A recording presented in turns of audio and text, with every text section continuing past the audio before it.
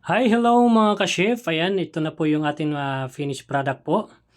So, yung unang upload po natin ay hindi pa po yun nalalagyan ng decoration. So, hindi pa po yun tapos yung unang upload natin. So, itong pangalawang upload po natin ay kompleto na po ito. Bali, finish na po talaga siya. So, meron na po siyang decoration lahat. So, ito na po yung ating finished product. No? So, ito po ang ating bread.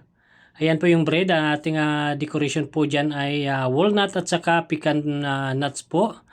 Meron din pong kasoy. So ito naman po ay chicken roll po. So ang ating decoration po dyan ay strawberry. So strawberry po ang ating decoration po dyan sa ibabaw. Yung uh, loob po niyan ay chicken po. So ito naman ay katulad din lang kanina. So bread po yan with kasoy decoration with walnuts po. So ito naman po ay isang kuba. Kuba po ito na ating niluto. Tapos linagyan po natin sa top ng cream cheese. So linagyan natin konting decoration po. Ang ating po decoration dito ay